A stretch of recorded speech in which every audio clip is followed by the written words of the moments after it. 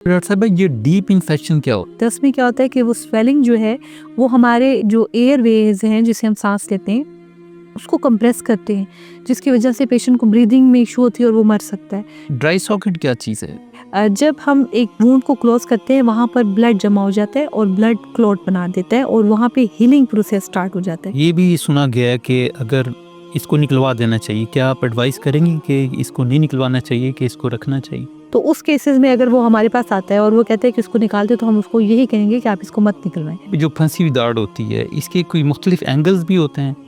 Meso angle पे निकल आया, डिस्ट्रो एंगल पे निकल आया, हॉरिजॉन्टल पड़ा है, वर्टिकल पड़ा हुआ है, इम्पैक्टेड है, पार्शली इरप्टेड है, फुली इरप्टेड है। तो ये डिफरेंट हमारी टर्म्स हैं। अच्छा, एक और सवाल है, क्या अकल दाढ़ की जड़ों में लूप्स ये ज़्यादा कर्व्स हो सकते हैं? एक्सरे पे आपने देखना है और एक्सरे को अगर एक दो एंगल से किया जाए तो उसकी हर रूट आराम से विजिबल हो जाती है।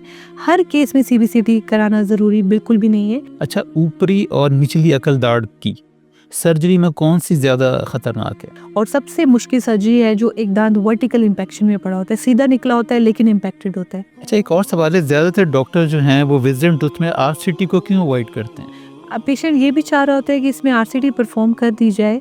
और आरसीटी ये नहीं है कि बस आपने दांत खोला उसको साफ किया। आरसीटी बहुत कॉम्प्लेक्स ट्रीटमेंट है। अच्छा डॉक्टर साहब, अगर इन्फेक्टेड विजडम टूथ है, अगर उसको रिमूव ना किया जाए तो क्या कॉम्प्लिकेशंस हो सकती हैं? देखिए, इन्फेक्टेड अगर कोई एक पेशेंट है उसका जो दांत है उसमें इन्फेक्शन हो गया, नंबर 1 ये है कि दांत अगर आप उसको ट्रीटमेंट नहीं कराएंगे तो वो तो वैसे ही आपको रुला देगा। दांत एक ऐसी चीज़ है कि उसके ट्रीटमेंट लाजमी है और फिर उसमें इन्फेक्शन हो गया वो तो वैसे ही डेंजरस हो सकता है।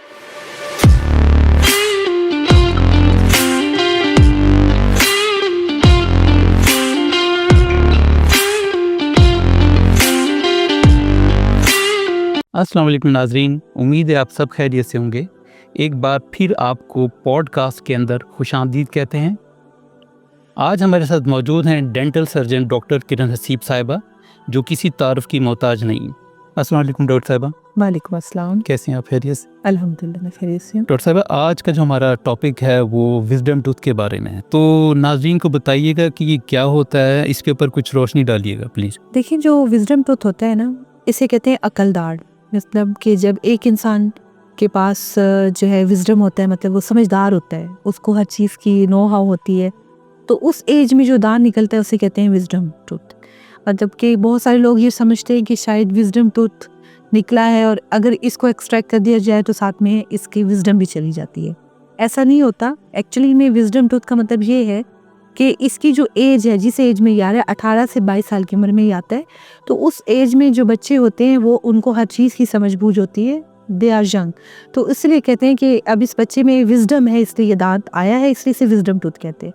तो मेजॉरिटी ऑफ केसेस में इसको निकालना पड़ता है। तो इसलिए इस बात पे मैं थोड़ा सा जोर डाल रही हूँ कि कभी पेशेंट ये ना समझे कि किसी पेशेंट ने अपनी विजडम टूथ निकलवा दी है तो और अब उसमें अकल ख़त्म हो गई है, तो ऐसा नहीं होता। बहुत सारे केसेस ऐसे होते हैं जिसमें जो है ना विजडम टूथ होती नहीं है। आजकल जो जनरेशन है उसमें बहुत सारे पेशेंट में ये मिसिंग है, दांत विजडम टूथ आ ही नहीं रहे। अच्छा, ये जो फंसी हुई दाढ़ होती है इसके कोई मुख्तलिफ एंगल्स भी होते हैं? तो जी बिल्कुल, मैं अब आपको बताऊंगी कि जो विजडम टूथ होता है, नंबर 1 उसकी एज आपको पता होनी चाहिए कि किस किस एज में ये दांत निकलता है। नंबर 2 ये है कि विजडम टूथ हमेशा जो है वो सीधा नहीं निकलता। बहुत सारे केसेस में जो है विजडम टूथ जो है वो मुख्तलिफ एंगल्स पे निकलता है, जिसकी वजह से कॉम्प्लिकेशंस आती हैं। विजडम टूथ जिस एंगल पे निकलता है उसमें से बहुत सारे एंगल्स के नाम है आपको पहले डेंटिस्ट्री के टर्म्स में बताऊंगी, फिर आम उर्दू ज़ुबान में बताऊंगी कि उसका क्या मतलब है। हम उनको अपनी जो हमारे टर्म्स हैं उनमें हम कहते हैं कि ये मीज़ो एंगल पे निकल आया, डिस्ट्रो एंगल पे निकल आया, हॉरिजॉन्टल पड़ा है, वर्टिकल पड़ा हुआ है, इम्पैक्टेड है, पार्शली इरप्टेड है, फुली इरप्टेड है। तो ये डिफरेंट हमारी टर्म्स हैं। अब इससे क्या मुराद है? अगर एक दांत है वो इस तरीके से निकला है कि जो लास्ट वाला दांत है वो सीधा है और जो आपका सेकंड लास्ट है वो ऐसे इस एंगल पे निकला है, तो हम इसे कहते हैं कि मीजो एंगल, मतलब कि आधा ये निकला हुआ है। अगर ये दांत ऐसे पड़ा हुआ है तो इसका मतलब है कि ये डिस्टो एंगल, इसका ये डिस्टल साइड पे इसका रुख है, इस साइड पे ये निकल रहा है। अब इस तरीके से मैं आपको समझाऊं कि ये लास्ट दांत है और मैं बात कर रही हूँ आपकी लेफ्ट साइड के दांत की, ठीक है, मैं राइट साइड के दांत की बात नहीं कर रही। ये आपका सेकंड लास्ट मोलर है और ये आपका विजडम है। अगर ये इसके इस एंगल पे पड़ा हो तो भी ये इम्पैक्टेड है, अगर इस एंगल पे पड़ा हो तो भी ये इम्पैक्टेड है। इसे हम कहते हैं वर्टिकल और बिल्कुल ऐसे पड़ा हो तो इसे हम हॉरिजॉन्टल कहते हैं। तो ये, और पार्शियली इरप्टेड का मतलब है कि इतना सा निकला हुआ है, वो किसी भी एंगल पे हो सकता है। फुली इरप्टेड का मतलब है कि पूरा निकल चुका है, और समटाइम ये सुप्रा इरप्टेड होता है, तो वो और ज़्यादा बाहर ऊपर निकल आता है। वो किस केस में होता है? जब उसको ऊपर वाला मिसिंग, जो उसका जो काउंटर पार्ट तो विजडम है वो नहीं निकला, वो मिसिंग है, तो ये ज़्यादा बाहर निकल आता है। तो ये कुछ टर्म्स हैं, कुछ एंगल्स हैं जो कि पेशेंट को पता होना चाहिए। और इसके साथ साथ मैं आपको बताऊंगी कि कौन कौन से एंगल्स हैं जो कि परेशानी वाले नहीं हैं, कौन कौन से एंगल है जिसमें अगर पेशेंट डिस्टर्ब हो रहा है तो उसको निकलवा देना चाहिए। तो इंशाल्लाह ताला इस पूरी आज की डिस्कशन है हमारी, उसमें मैं ये सब चीज़ें डिटेल में डिस्कस करूँगी आपके साथ। अच्छा डॉक्टर साहब, ये अकल दाढ़ की जो जड़ें कैसे बनती हैं और किस तरीके से मुख्तलिफ होती हैं? देखिए, अकल दांत तो जैसे बाकी दांत होते हैं, उस तरीके से ये भी एक नॉर्मल दांत है। इसकी एज एक फ़र्क है कि ये एज सबसे लास्ट में ये दांत निकलता है। और मज़े की बात तो ये है, ज़रूरी नहीं है कि ये दांत जो है आपकी 18 से 22 साल की उम्र में ही निकले। कुछ लोगों में तो ये दांत, इसकी अपनी मर्ज़ी होती है, लेटर इन लाइफ जो है ये 30 में भी ये तंग करना स्टार्ट कर देता है, और सम टाइम जो है इसके बाद भी 40s में भी ये तंग करने लग जाता है। तो ये जो दांत है ये बन तो चुका होता है, 18 से 22 साल की उम्र में ये दांत बन चुका होता है। अगर हम एक्सरे कराएं तो ये फुली दांत होता है बून में प्रेजेंट।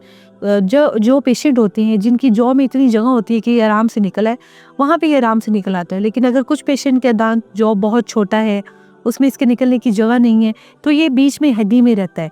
लेकिन जब कभी ज़िंदगी में इसे चांस मिलता है, अगर कोई पेशेंट ने अगला दांत एक्सट्रैक्ट करा लिया, या किसी वजह से अगले दांत में डिके हो गया, या वैसे ओवरऑल बोन लॉस हो गया, उसके पीछे स्पेस बन गई, तो वो निकलने की कोशिश करता है। तो इसकी जो रूट्स हैं वो तो इसकी नॉर्मल 3-4 होती है, जैसे बाकी मोलर्स की होती हैं। अच्छा, आम ये भी सुना गया है कि अगर इसको निकलवा देना चाहिए, क्या आप एडवाइस करेंगे कि इसको नहीं निकलवाना चाहिए, कि इसको रखना चाहिए? तो जिन केसेस में अगर ये दांत जो है किसी एंगल पे पड़ा हुआ है, और सेकेंड लास्ट दांत में और विजडम के दरमियान में खाना फंस रहा है, जिसकी वजह से कैविटी स्टार्ट हो गई है, तो उस केसेस में हम पेशेंट को प्रेफर करते हैं कि आप निकलवा दें। ये सिर्फ और सिर्फ पेशेंट के सेकेंड लास्ट दांत को बचाने के लिए, क्योंकि अगर खाना फंसता रहेगा तो ये दांत तो डिके होगा। जो पेशेंट बहुत टाइम जो है ना, हर वक्त खाना निकालना नहीं याद रहता, साथ साथ गम्स इशू, पॉकेटिंग स्टार्ट हो जाती है, और सेकेंड लास्ट दांत जो है वो रूट कैनाल की तरफ चला जाता है, या डिके की तरफ जाके एक्सट्रैक्शन की तरफ भी जा सकता है। तो इस केसेस में हम पेशेंट को कहते हैं कि आप निकलवा दें, या सम टाइम इसके निकलने की वजह से पेशेंट को TMJs के इश्यूज स्टार्ट हो जाते हैं, अगर ये फुली इरप्ट ना हो। और सम टाइम ये ऐसे एंगल पे पड़ा होता है कि इसके अपने इर्द गिर्द पॉकेट बनने लग जाती है और खाना फंसने लग जाता है, जिसकी वजह से पेशेंट को मेजॉरिटी ऑफ टाइम जो है वो मुंह नहीं खुलता, उसको पेन रहता है, फीवर हो जाता है, और इन्फेक्शन हो जाता है। तो इन केसेस में हम पेशेंट से कहते हैं कि आप इसको निकलवा दें।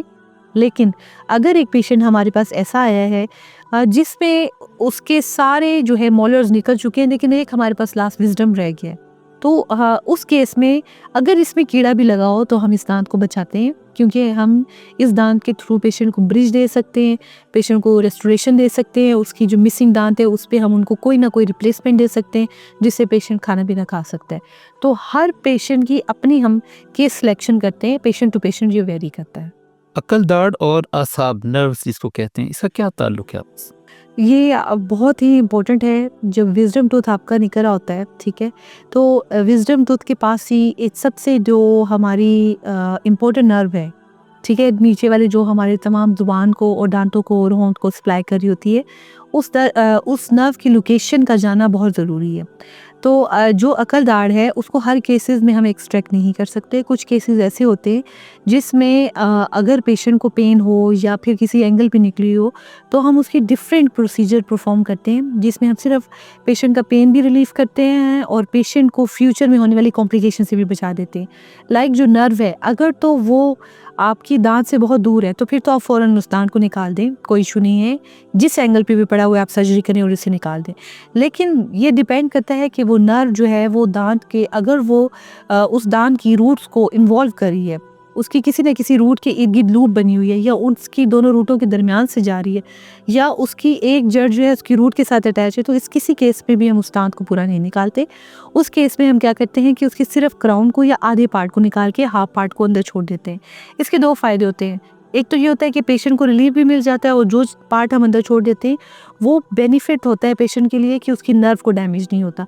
अगर हम विदाउट एक्स-रेज़ या सीबीसीटीज़ ब्लाइंडली विज़डम टूथ की एक्सट्रैक्शन कर लेते हैं और उस केस में उसकी जो नर्व है वो दांत के साथ अटैच थी और वो भी डैमेज हो जाती है, तो पेशेंट परमानेंट जो है उसका लोअर लिप जो है वो सुन्न हो सकता है, उसकी ज़ुबान सुन्न हो सकती है, उसका जो आपकी ज़ुबान एक साइड की उसकी टेस्ट ख़त्म हो सकता है और पेशेंट हमेशा के लिए जो है ना उसका सेंसिटिविटी साइड पे उसकी ख़त्म हो सकती है और उसका लिप भी ड्रॉप हो सकता है। तो ये कुछ चीज़ें हैं जो जानना बहुत ज़रूरी है। अगर आपका डेंटिस्ट आपको ये कहता है कि आपकी नर्व की कॉम्प्लिकेशंस हैं विज़डम में और हम इस केस में सिर्फ आपकी क्राउनेक्टमी करेंगे, जिसका मतलब होता है कि हम सिर्फ आपके क्राउन को रिमूव करेंगे, तो ये चीज़ें जानना ज़रूरी है। हर केस में ये ज़रूरी नहीं है कि ये मेरा दांत पूरा क्यों नहीं निकला, तो बहुत सारी ऐसी सर्जिकल कॉम्प्लिकेशंस होती हैं जहाँ पर डेंटिस्ट जो है एक्सरेज़ को, ओपीजीज़ को, सीबीसीटीज़ को देखकर पेशेंट की भलाई के लिए फ़ैसला करता है।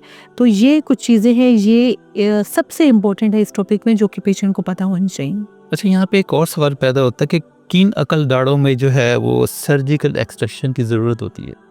अकल दाढ़ अगर तो फुली इरप्ट हो चुकी है, पूरी की पूरी वर्टिकल वो निकली हुई है, बिल्कुल सही तरीके से उसके हर कस तुक्का बाहर निकला हुआ है, तो हम उसकी नॉर्मल एक्सट्रैक्शन कर सकते हैं। अगर उसकी एक्सट्रैक्शन की ज़रूरत है, लाइक उसके में कैविटी हो गई है या फिर पेशेंट का मुंह इतना नहीं खुल सकता कि उसकी हम रूट कैनाल कर सकते हैं, रूट कैनाल से उसको फ़ायदा नहीं होगा या रूट कैनाल पूरे तरीके से परफॉर्म नहीं की जा सकती और उसका लास्ट सोल्यूशन निकालना ही है क्योंकि पेशेंट पेन में, तो इस केसेस में हम उसको अगर उसकी जो रूट्स हैं वो कर्व में भी है तो हम दांत को दरमियान से ब्रेक करके 2 पार्ट्स में कन्वर्ट करके सिंगल रूट बना करके भी निकाल सकते हैं नॉर्मल एक्सट्रैक्शन के थ्रू। लेकिन अगर दांत किसी भी एंगल पे पड़ा है, या तो उसका एक कस जो है वो हड्डी में है या तो वो खुद आधा हड्डी में है, तो इस सब केसेस में हम उनकी सर्जिकल एक्सट्रैक्शन परफॉर्म करेंगे, क्योंकि अगर हम सर्जिकल एक्सट्रैक्शन परफॉर्म नहीं करेंगे तो जो है ज़ोर ज़ारी करेंगे तो दांत निकलेगा नहीं और हड्डी भी टूट सकती है। तो उस केस में ज़रूरी होता है कि हम दांत के इर्द गिर्द की हड्डी को काट के सेफली दांत को बाहर निकालें ताकि पेशेंट को जो है नुकसान ना हो, क्योंकि हड्डी तो रीग्रो कर जाती है। अच्छा, अकल दाढ़ की सर्जरी से पहले सीबीसीटी कब ज़रूरी होती? अगर एक पेशेंट आपके पास आया है और आपने उसका क्लिनिकल एक्सरे किया है और आपको ये एक शक है कि उसकी नर्व जो है वो बहुत पास से गुजर रही है, तो इस केस में सीबीसीटी का कराना बहुत ज़रूरी है, क्योंकि फिर पेशेंट का जो डेंटिस्ट होता है वो 100% कन्फर्म हो जाता है कि नर्व, अगर इस केस में मैंने इस क्राउन को, इस दांत को पूरा निकाला तो उसकी नर्व डैमेज हो सकती है। तो इस केसेस में अपने आप को सेफ साइड पे रखने के लिए, अगर हमें शक है कि नर्व एक पैटर्न दे रही है एक्सरे पे कि वो कोई लूप बना रही है या बिल्कुल पास से गुजर के जा रही है, तो सीबीसीटी कराना सेफ है। क्राउनेक्टोमी क्या है और ये क्यों ज़रूरी है? जैसे कि अभी हमारी बात हो रही थी कि जो हमारा विज़डम टूथ है उसका एंगल भी बहुत मैटर करता है और सबसे बढ़कर जो उसके पास से नर्व गुजर के जा रही होती है उसकी डायरेक्शन, उसका रिलेशनशिप जो है आपके विज़डम के साथ, वो बहुत ज़्यादा मैटर करता है। अगर तो ऐसा कोई पेशेंट आ गया है जिसमें हमें दांत भी निकालना बहुत ज़रूरी है और हमें दांत पेशेंट को डैमेज भी नहीं देना, तो उस केस में हम एक प्रोसीजर करते हैं जिसमें हम करते हैं क्राउनेक्टमी।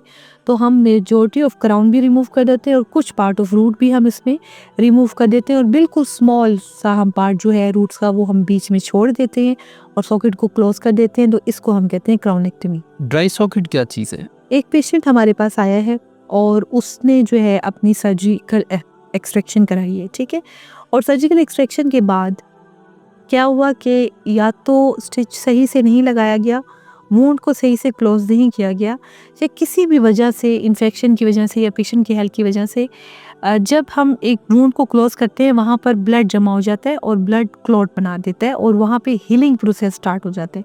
किसी वजह से हीलिंग नहीं हो पाई, डिलेड हो गई, हीलिंग हुई नहीं और पेशेंट हमारे पास वापस आया तो वो आपको वैसे की वैसे जो है उसका सॉकेट के नीचे से साफ़ सुथरी बूंद नज़र आ रही होगी और पेशेंट शदीद पेन में होगा, तो इसे ड्राई सॉकेट कहते हैं।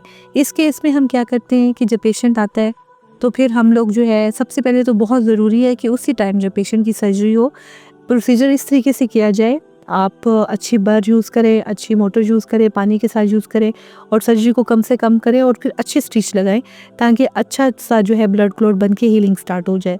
लेकिन अगर किसी वजह से ये नहीं होता तो फिर ड्राई सॉकेट की प्रॉपर मैनेजमेंट करना बहुत ज़रूरी है, अदरवाइज पेशेंट शदीद पेन में रहता है। अच्छा, ड्राई सॉकेट का इलाज कैसे किया जा सकता? एक जब पेशेंट हमारे पास आ गया किसी भी कहीं से भी दान निकलवाया उन्होंने और वो ये कह रहे हैं कि मैंने दान निकलवाया लेकिन मुझे शदीद पेन है, मेरे एक्सट्रैक्शन को कोई फ़ायदा नहीं हुआ। तो उस केसेस में हम चेक करते हैं कि क्या रीज़न है। जब हम सॉकेट को चेक करते हैं तो उसमें पेशेंट की हीलिंग नहीं हुई होती, तो हम उस केस में एक जेल होती है जिसको एल्बो जेल कहते हैं, वो प्लेस करते हैं और सबसे पहले पेशेंट के जब वो हमारे पास आता है हम उस जगह को अच्छे से वॉश करते हैं स्लाइन के साथ 2-3 दफ़ा, उस वूंड को अच्छे से क्लीन करते हैं, फिर उसको ड्राई सॉकेट में हम एल्बो जेल प्लेस करके सम केसेस में एल्बो जेल से पेशेंट रिकवर कर जाता है और पेशेंट का अगले दिन ही पेन ख़त्म हो जाता है। लेकिन अगर कुछ केसेस मेरे पास ऐसे भी आए थे जिसमें एल्बो जेल से भी पेशेंट का पेन ख़त्म नहीं हो रहा था, तो उस केस में फिर दोबारा से सारा सॉकेट क्लीन करके जब हमने टाइट स्टिच दोबारा लगाए तो पेशेंट को अगले दिन ही आराम आ गया। तो स्टिचेस की बहुत ज़्यादा इंपॉर्टेंट है। अगर एक पेशेंट आता है और आप उसको स्टिच नहीं देते हैं तो उसका जो है वूंड भी ख़राब हो जाएगा, इन्फेक्शन भी हो सकता है और पेशेंट शदीद पेन का शिकार हो सकता है। तो आपको स्टिच देना बहुत ज़रूरी है। अच्छा, एक और सवाल है, क्या अकल दाढ़ की जड़ों में लूप्स या ज़्यादा कर्व्स हो सकते हैं? 100% हो सकते हैं। सम टाइम ऐसे होता है कि दांत बिल्कुल स्ट्रेट निकला हुआ होता है और इसकी जो है ना 3 या 4 जड़ें हो सकती हैं और आप उसको निकालने की कोशिश कर रहे होते हैं लेकिन वो नहीं निकलता। इसकी वजह ये है कि उसकी जो आपकी दांत की जो रूट्स हैं वो किसी न किसी एंगल पे पड़ी हुई हो सकती हैं। तो सबसे इम्पोर्टेंट है कि कभी भी डेंटिस्ट्री में आप ब्लाइंडली नहीं जा सकते। आपने सबसे पहले अपनी फाइंडिंग पे देखना है, आपने एक एक्सरे करना है, एक्सरे पे आपने देखना है और एक्सरे को अगर 1-2 एंगल से किया जाए तो उसकी हर रूट आराम से विजिबल हो जाती है। हर केस में सीबीसीटी कराना ज़रूरी बिल्कुल भी नहीं है, सिर्फ नर्व के केस में आप सीबीसीटी करा सकते हैं। बाकी अगर आप अपने ही एक्सरे को थोड़े-थोड़े एंगल पे करें तो आपकी रूट्स ईज़िली विजिबल हो जाती हैं। तो जब आपको रूट्स विजिबल हो जाती हैं और आप देखते हैं कि वो किसी एंगल पे पड़ी हैं तो उसके लिहाज से हम सर्जिकल एक्सट्रैक्शन को जो है वो प्लान करते हैं। सम टाइम जो है वो हम उसको बाइसेक्ट कर देते हैं, सम टाइम हम उसको जो है सर्जरी थोड़ी बहुत करके परफॉर्म कर लेते हैं। तो इस लिहाज से हर विजडम टूथ की हम अपनी सर्जरी प्लान करते हैं। अच्छा, ऊपरी और निचली अकल दाढ़ की सर्जरी में कौन सी ज़्यादा खतरनाक है? दोनों जो अक्कल दाढ़ें हैं अपनी अपनी उनकी सर्जरी कॉम्प्लेक्स हो सकती है, कॉम्प्लिकेटेड हो सकती है। नीचे वाली दाढ़ों के बारे में जैसे अभी हम ज़्यादा बात कर रहे थे, हम नर्व के एंगल्स के बारे में बात कर रहे थे, नर्व के रिलेशनशिप के बारे में बात कर रहे थे, दांत के अपने एंगल्स के बारे में बात कर रहे थे, दांत किस तरह निकला हुआ है, कितनी बूंद काटनी पड़ेगी, ये सब। तो इस पे तो सबसे ज़्यादा अगर आप नीचे वाले जॉब की बात करें तो नर्व का एंगल बहुत मैटर करता है, नर्व का रिलेशनशिप बहुत मैटर करता है कि उसका जो है ना डैमेज ना हो जाए। वो आपकी कॉम्प्लिकेटेड सर्जरीज होती हैं और सबसे मुश्किल सर्जरी है जो एक दांत वर्टिकल इम्पैक्शन में पड़ा होता है, सीधा निकला होता है लेकिन इम्पैक्टेड होता है, सबसे मुश्किल तरीन सर्जरी उसकी होती है। अब अगर आप ऊपर वाले अकल दाढ़ों की बात करते हैं तो उसमें भी बहुत सारी चीज़ें कॉम्प्लिकेटेड होती हैं जिनको देखना बहुत ज़रूरी है। सबसे पहले तो एक छोटी सी जो अकल दाढ़ के साथ एक बूंद होती है जिसे ट्यूबरोस्टी कहते हैं। सम टाइम अगर आप फोर्सफुली दांत को निकालने की कोशिश करते हैं तो ट्यूबरोस्टी साथ टूट जाती है। तो इसको जो है बचाना बहुत ज़रूरी है। एक्सट्रैक्शन के वक्त बहुत ख्याल रखा जाए कि ट्यूबरोस्टी को नुकसान ना हो। सम टाइम क्या होता है कि अगर आप विदाउट एक्सरे इसकी सर्जरी को परफॉर्म करेंगे तो आपको ये रिलेशनशिप नहीं पता होगा कि जो आपकी अकल दाढ़ है उसका ऊपर वाले साइनस ट्रैक के साथ क्या रिलेशनशिप है। हमारा जो मुंह है उसके ऊपर जो है यहाँ पर 2 चैम्बर्स टाइप से बने हुए हैं, रूम टाइप से, जिसमें एयर सर्कुलेट करती है और हम उससे हमारी आवाज़ प्रोड्यूस होती है। तो उसके इर्द गिर्द जो है एक मेम्ब्रेन होती है, ठीक है। हम इसको कहते हैं कि दांत की रूट्स सम टाइम उस साइनस ट्रैक में पड़ी होती हैं और सम टाइम उससे बाहर पड़ी होती हैं। अगर तो हम ये देखे बगैर दांत निकाल दें कि दांत साइनस में पड़ा हुआ है और हमने दांत निकाल दिया तो फिर वो नोज़ के साथ और मुंह के साथ एक कनेक्शन हो जाता है। उसकी वजह से अगर पेशेंट बात भी करता है, पानी भी पीता है तो उसके नाक में चला जाता है या मुंह में आ जाता है, सांस भी आता है, उसको बहुत ज़्यादा डिस्कम्फर्ट होता है। तो ये बहुत बड़ी कॉम्प्लिकेशन है। तो इन केस अगर किसी से ये हो जाती है कि उसने बगैर देखे निकाल लिया और उसने ये कनेक्शन ओपन कर दिया तो उस केस में हम लोगों ने बून ग्राफ्ट करके टाइट स्टिचर्स लगाने होते हैं ताकि ये जंक्शन बंद हो जाए। तो ये कुछ चीज़ें हैं जिनका हमने इन सर्जरी में अपर जो विजडम है उनकी सर्जरी में हमें इनका ख्याल रखना होता है। अच्छा, विजडम टूथ जो है इसमें ज़्यादा इन्फेक्शन क्यों होती? विज़डम टूथ में ज़्यादा इन्फेक्शन तब होता है जब इसकी सफाई का ख़्याल नहीं रखा जाता। हम लोग दांतों को साफ़ तो करते हैं लेकिन बिल्कुल लास्ट तक हम अपने ब्रश को नहीं लेके जाते हैं। अगर विज़डम किसी न किसी एंगल पे पड़ा होगा और उसके इर्द-गिर्द खाना फँसना स्टार्ट होगा, तो जो विज़डम के आस-पास वाला गम है, वैसे तो गम जो है वो बड़े स्ट्रॉन्गली दांत के साथ पेस्ट हुआ होता है, लेकिन अगर उसमें खाना फँसना स्टार्ट हो तो वो अपनी जगह छोड़ देता है और एक पॉकेट बना लेता है। जैसे जेब का पॉकेट होता है, तो दांत के साथ एक पॉकेट बन जाता है, उसमें और खाना फँसने लग जाता है। तो जिसकी वजह से जो है एक तो उसको रिमूव करना भी पेशेंट के लिए मुश्किल होता है और खाना और फँसते-फँसते गम्स के इन्फेक्शन स्टार्ट हो जाते हैं। तो ज़्यादातर पेशेंट को विज़डम में जो स्टार्टिंग मसला आता है वो उसके गम्स स्वेल हो जाता है, क्योंकि वो प्रॉपर तरीके से उस एरिया को क्लीन नहीं कर पाता। अच्छा डॉक्टर साहब भाई, ये डीप इन्फेक्शन क्या होता है? डीप इन्फेक्शंस जो हैं उसमें अगर हम बात करें तो हमारे जो फेस है उसके कुछ इम्पोर्टेंट डेंजर जोन है। अगर कोई दांत है जिसका इन्फेक्शन पहले था और पेशेंट ने उसको इग्नोर किया और वो जो है बढ़ते-बढ़ते हमारे कुछ ज़ोन होते हैं फेस के, अगर वो उन ज़ोन्स में चला जाए तो वो हमारे लिए लाइफ थ्रेटनिंग हो सकता है। अगर नीचे वाले दांतों में डीप इन्फेक्शन चला गया और उसने यहाँ पर एक बहुत बड़ी सी स्वेलिंग बना ली है, तो उसमें पेशेंट को लुडविन एंजाइना भी हो सकता है। उसमें क्या होता है कि वो स्वेलिंग जो है वो हमारे जो एयरवेज हैं जिसे हम सांस लेते हैं उसको कंप्रेस करते हैं, जिसकी वजह से पेशेंट को ब्रीदिंग में इशू होती है और वो मर सकता है। इसी तरीके से अगर ऊपर वाले एरिया में उसको जो है इन्फेक्शन हो जाता है और वो उसको इग्नोर करता है, तो ये हमारा जो एरिया से हम डेंजर जोन कहते हैं, ये डायरेक्टली हमारे पीछे वाले ब्रेन के साथ कनेक्टेड होता है। अगर हम इसको इग्नोर करें तो ये ब्रेन तक भी इन्फेक्शन जा सकता है। तो इसलिए जो डेंटल इन्फेक्शन है वो बिल्कुल भी नॉन सीरियस नहीं है, दे आर वेरी सीरियस और इनसे जो है लाइफ थ्रेटनिंग इश्यूज हो सकते हैं। इनको कभी भी निगलेक्ट नहीं करना चाहिए और फ़ौरन ड्रेन कराने के लिए और उसका ट्रीटमेंट कराने के लिए आना चाहिए। अच्छा, डीप इन्फेक्शन की क्लिनिकल डायग्नोसिस कैसे होती? एक पेशेंट है वो हमारे पास इतनी बड़ी स्वेलिंग के साथ आएगा। जब वो हमारे पास आएगा और उसके मुंह के ऊपर इतने बड़े जो है मुंह सूजा हुआ होगा या उसका नीचे से मुंह सूजा हुआ होगा और अगर हम जो है उस एसोसिएटेड दांत के साथ उसको हम क्लीन करने की कोशिश करते हैं, पस नहीं निकलेगी, तो फिर जो है हमें एक कट देकर उसको बाहर निकालना पड़ता है, क्योंकि वो अंदर हमारी जो लेयर्स हैं उसमें इन्फेक्शन जा चुका होता है। अच्छा, क्या विजडम टूथ में आरसीटी हो सकती है? यस 100% हम विजडम टूथ में आरसीटी उन केसेस में करते हैं। अगर कोई पेशेंट ऐसा आता है जिसके सारे दांत मौजूद हैं लेकिन वो विजडम नहीं निकलवाना चाहता, वो चाहता है कि मैं अपना विजडम सेव करना चाहता हूँ, बहुत सारे ऐसे पेशेंट होते हैं, तो उस केसेस में अगर पेशेंट की माउथ ओपनिंग बहुत अच्छी है, इतनी अच्छी है कि डॉक्टर आराम से जो है हमारे डेंटिस्ट आराम से रूट कैनाल प्रोसीजर परफॉर्म कर सकता है, तो इस केसेस में आप कर सकते हैं आरसीटी और उसको बचा सकते हैं। और अगर एक केस ऐसा है जिसमें है ही बस विजडम, बाकी सारे दांत निकल चुके हैं, मोलर्स और आगे प्री मोलर्स पड़े हुए हैं और हमें पेशेंट को कोई ना कोई रिप्लेसमेंट देनी है मिसिंग टूथ की और वो ब्रिज की तरफ जाना चाहता है, तो उस केस में भी हम विजडम को बचाते हैं।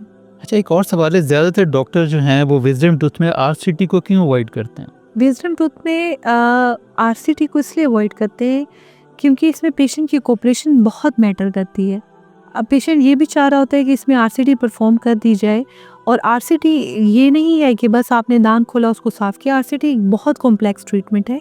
आरसीटी में आइसोलेशन सबसे बड़ी चीज़ है। अगर एक दांत की प्रॉपर आइसोलेशन नहीं होती तो फिर उस दांत में रूट कैनाल का जो ट्रीटमेंट है वो कॉम्प्रोमाइज़ होता है, वो कंप्लीट सक्सेस की तरफ नहीं जा सकता। तो विजडम टूथ में जो है ये चीज़ें अचीव करना डेंटिस्ट के लिए थोड़ा मुश्किल होता है। सबसे लास्ट दांत होता है, रबर डैम लगाना मुश्किल होता है। इसके अलावा जो है पेशेंट को इतना देर मुंह खोल के रखना मुश्किल होता है, बड़ी-बड़ी एंडोमोटर्स पीछे जाना मुश्किल होता है, तो इस केसेस में जो है बेहतर होता है कि इसको निकाल दिया जाए। अच्छा, विजडम टूथ में आरसीटी की कोई सक्सेस रेट है, वो क्या होता है? 100% है।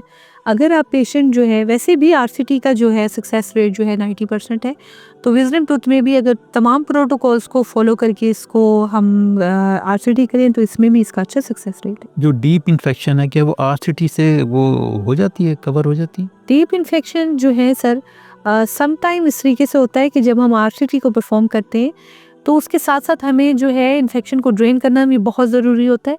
प्लस ये है कि हमें साथ में एंटीबायोटिक कवर भी देना होता है। अगर जो है वो इन्फेक्शन उस दांत की रूट के साथ एसोसिएटेड है तब तो वो इजीली उस दांत से ड्रेन हो जाता है और हम मेडिसिन वगैरह देकर उसको कवर कर लेते हैं। लेकिन अगर वो दांत के साथ एसोसिएटेड नहीं है लेकिन डीप चला गया है हमारी मेम्ब्रेन्स में, तो फिर हम जो है कट लगा के उसको निकालते हैं और साथ में एंटीबायोटिक कवर देते हैं, प्लस उस दांत की रूट कैनाल करते हैं। अच्छा, एक्सट्रैक्शन कब ज़रूरी होता है? अगर एक पेशेंट हमारे पास आया है और उसका जो है वो दांत एक तो नंबर 1 एंगल पे पड़ा हुआ है, नंबर 2 ये है कि उस दांत में और सेकेंड लास्ट दांत में खाना जो है वो फंस रहा है बहुत ज़्यादा, और तीसरी बात ये है कि पेशेंट को बार बार रिकरेंट इन्फेक्शन हो रहा है। कुछ हर 3 महीने के बाद दांत निकलने की कोशिश करता है लेकिन जवा में जगह नहीं होती, जिसकी वजह से पेशेंट की लिमिटेड माउथ ओपनिंग हो जाती है, स्वेलिंग हो जाती है, फीवर हो जाता है। तो इस केसेस में जब दांत एक एंगल पे पड़ा वो निकल ही नहीं सकेगा और सेकेंड लास्ट दांत जो है ज़्यादा कॉम्प्रोमाइज्ड है कि वो डैमेज हो सकता है, तो इस केसेस में एक्सट्रैक्शन की हम प्रेफरेंस देते हैं। अच्छा डॉक्टर साहब, अगर इन्फेक्टेड विजडम टूथ है, अगर उसको रिमूव ना किया जाए तो क्या कॉम्प्लिकेशंस हो सकती हैं? देखिए, इन्फेक्टेड अगर कोई एक पेशेंट है उसका जो दांत है उसमें इन्फेक्शन हो गया है, नंबर 1 ये है कि दांत अगर आप उसका ट्रीटमेंट नहीं कराएंगे तो वो तो वैसे ही आपको रुला देगा। दांत एक ऐसी चीज़ है कि उसके ट्रीटमेंट लाजमी है, और फिर उसमें इन्फेक्शन हो गया है वो तो वैसे ही डेंजरस हो सकता है। या अगर वो आपकी डीप इन्फेक्शन में चला जाए तो वो लाइफ थ्रेटनिंग बन सकता है, चाहे वो विजडम हो या कोई दांत भी हो। तो विजडम के केस में तो बेहतर है कि उसको एक्सट्रैक्ट किया जाए, और बाकी केस में उसमें एसोसिएटेड ट्रीटमेंट देना ज़रूरी है। अच्छा, सिंपल एक्सट्रैक्शन क्या होती है? सिंपल एक्सट्रैक्शन ये होती है, एक पेशेंट हमारे पास आया है और उसका दांत फुली तरीके से निकला हुआ है, पूरा वर्टिकल उसका इरप्टेड है, फुली उसके कस्प बाहर निकले हुए हैं, और उसका जो है बहुत अच्छा एंगल है, उसकी जड़ें भी बिल्कुल सीधी हैं, और आपने आराम से जो है नॉर्मल दांत की तरह उसको जो है निकाल लिया। उसे सिंपल एक्सट्रैक्शन कहते हैं, without surgery, without any cut, without किसी हमने उसको कट दिया, कोई स्टिच दिया, कोई बोन ग्राफ्ट किया, नॉर्मल जैसे बाकी दांतों को हम निकालते हैं फोर्सेप के थ्रू इसको भी हम निकाल देते हैं, इसे नॉर्मल एक्सट्रैक्शन कहते हैं। अच्छा डॉक्टर साहब, ये सर्जिकल एक्सट्रैक्शन क्या होता पेशेंट है वो हमारे पास आया है और उसका दांत जो है अब हमने निकालना है, लेकिन उसके दांत का एंगल कुछ इस तरीके से है कि हम उसको नॉर्मल तरीके से नहीं निकाल सकते। या तो वो दांत बिल्कुल ही बोन के अंदर है, नज़र ही नहीं आ रहा, लेकिन उसको निकालना ज़रूरी है, या तो वो दांत किसी ऐसे एंगल पे पड़ा हुआ है कि अगर हम उसको निकालने की कोशिश करेंगे तो बोन जॉ फ्रैक्चर हो सकता है या साथ वाले दांत को डैमेज हो सकता है। तो इस केस में बेहतर होता है कि उस दांत को हम सर्जिकल एक्सट्रैक्ट कर लें। तो उस केस में हम एक कट लगाते हैं, एक अच्छा सा फ्लैप रिमूव करते हैं, फिर हल्की सी बोन ग्राइंड करके फिर जिस एंगल पे दांत पड़ा होता है उस एंगल पे उसको उसके क्राउन को कट करके उसको क्राउन को पहले बाहर निकालते हैं, फिर आराम से उसकी रूट को बाहर निकाल देते हैं। इसे सर्जिकल एक्सट्रैक्शन कहते हैं। अच्छा, सर्जिकल या सिंपल एक्सट्रैक्शन का फैसला कैसे होता है? पेशेंट हमारे पास आता है तो सबसे पहले हम उसकी क्लिनिकल एग्जामिनेशन करते हैं, उसके हम देखते हैं कि दांत की क्या सिचुएशन है। उसके साथ साथ बहुत ज़रूरी है कि हम उसका एक एक्सरे लें और उसके बाद हम फाइनल डिसाइड करते हैं कि ये दांत कैसे निकलेगा। अच्छा, क्या सर्जिकल एक्सट्रैक्शन ये दर्दनाक भी होती? बिल्कुल भी नहीं होती। अगर पेशेंट जो है उसकी कोई ऐसी हिस्ट्री नहीं है, लाइक कुछ पेशेंट जो हैं वो स्मोकिंग करते हैं, कुछ पेशेंट जो हैं वो एंटी डिप्रेसेंट पे होते हैं, कुछ पेशेंट जो हैं वो कुछ ऐसी मेडिसिन पे होते हैं जिसकी वजह से जो है लाइक स्लीपिंग मेडिसिन, रात को सोते हुए मेडिसिन लेते हैं, तो इन केसेस में उनका जो इंजेक्शन है वो थोड़ा डिलेड हो जाता है। तो उस केस में थोड़ा वेट करना पड़ जाता है और पेशेंट का इंजेक्शन भी जल्दी वेयर ऑफ हो जाता है। उस केसेस में थोड़ा बहुत हमें पेशेंट को पेन का सामना करना पड़ता है, अदरवाइज़ ये टोटली पेन फ्री प्रोसीजर है, और पेशेंट का एक दफ़ा अच्छे से इंजेक्शन असर कर जाए उनको पूरे प्रोसीजर में पता ही नहीं चलता कि कब दांत निकला। अच्छा, ये सवाल जो है सर्जिकल एक्सट्रैक्शन के रिस्क क्या हैं, तो इसके बारे में कोई रोशनी डालिए। देखिए, सर्जिकल एक्सट्रैक्शन की कोई रिस्क नहीं है, बात ये डिपेंड करती है कि कौन से डॉक्टर करें और किस तरीके से करें, क्योंकि इसमें एक्सपर्टीज़ मैटर करती हैं। अगर किसी को ये पता ही नहीं है कि दांत के एंगल क्या है, उसके लिए इम्पोर्टेंट क्या चीज़ है, नर्व का रिलेशनशिप जानना ज़रूरी है, ब्लाइंडली अगर स्टार्ट कर देते हैं, फ्लैप्स का नहीं पता कितनी देर में करनी चाहिए, कहाँ से कट लगाने चाहिए, कौन से बर्ज यूज़ करने चाहिए, अगर इन चीज़ों का नहीं पता तो कॉम्प्लिकेशंस हो सकती हैं। लाइक अगर आपको बेसिक एनाटॉमी का ही नहीं पता तो आप किसी भी चीज़ को कट कर सकते हैं, किसी भी ब्लड नर्व सप्लाई को कट कर सकते हैं, जिससे जो है हो सकता है कि ऐसी कॉम्प्लिकेशन हो जाए कि कोई आपकी ब्लड कट जो वेन्स जा रही होती हैं वो कट जाएँ और बहुत ज़्यादा ब्लीडिंग स्टार्ट हो जाए, और इतना ज़्यादा आप बोन काट दें कि जॉ ही फ्रैक्चर हो जाए। तो ये चीज़ें जानना बहुत ज़रूरी है। अगर जो है एक एक्सपर्ट है, उसे पता है कि उसने कितने एंगल पे जाना है, क्योंकि लेस बोन को काट के फिर दांत को ब्रेक करके और उसको पीसेस में निकालना ये सबसे सेफ़ है। तो सर्जिकल एक्सट्रैक्शन में फिर उसके बाद स्टिच लगाना ताकि ड्राई सॉकेट से बच जाएँ, और हर एनाटॉमी का ख्याल रखना, नर्व रिलेशनशिप का ख्याल रखना। अगर इन चीज़ों का ख्याल रखा जाए तो ये एक तो विदिन 40 मिनट्स में ये सर्जरी हो जाती है और पोस्ट ऑप इसकी कोई कॉम्प्लिकेशन नहीं होती। अच्छा, आरसीटी के बाद विजडम टूथ जो है इसको रिस्टोर किया जा सकता है? जी बिल्कुल, आरसीटी के बाद इसको रिस्टोर किया जा सकता है। अगर एक पेशेंट है जो नहीं निकलवाना चाहता और उसकी माउथ ओपनिंग भी अच्छी है तो उस केसेस में हम रूट कैनाल करेंगे और उसके बाद इसके ऊपर क्राउन लगा देंगे, दांत पेशेंट का सेफ हो जाता है। अच्छा, क्या आप समझती हैं कि एक्सट्रैक्शन के बाद रिप्लेसमेंट ज़रूरी है? हर केस में नहीं, कुछ केसेस में अगर जैसे कि विज़डम है और विज़डम को हमने निकाल दिया है और तो उस केस में जो है कुछ अरसे बाद उसको ऊपर वाला विज़डम ही निकालना पड़ता है, और बहुत केसेस में वैसे भी ऊपर वाला जो है वो मिसिंग होता है या किसी न किसी वजह से वो आता ही नहीं है या इम्पैक्टेड होता है, तो ज़्यादातर नीचे वाला दांत निकलता है। तो विज़डम के अलावा अगर कोई भी दूसरा दांत है, मोलर है, प्री मोलर है, तो उसमें रिप्लेसमेंट बहुत ज़रूरी है। अदरवाइज़ अगर आप नहीं निकालेंगे तो वो सारे दांतों को इफ़ेक्ट करेगा। ऊपर वाला दांत तो क्योंकि ये दांत की कैपेसिटी है, ये इसकी नेचर है कि अगर उसका ऑपोजिंग दांत नहीं होगा तो दांत ग्रो करने लग जाता है, नीचे आने लग जाता है। तो उसे थोपड़ा इरप्ट कहते हैं, तो वो सॉकेट की तरफ मूव करने लग जाता है, जिसकी वजह से कुछ अरसे बाद वो इतना इरप्ट कर जाता है कि वो खुद भी लूज़ हो जाता है और उसको भी निकालना पड़ता है। साथ वाले दांत भी एक एंगल उस गैप को बंद करने के लिए एक एंगल पे टिल्ट हो जाते हैं, फ्रंट वाले दांतों पे गैप आ जाता है, तो ओवरऑल सारे के सारे दांत जो है डिस्टर्ब हो सकते हैं।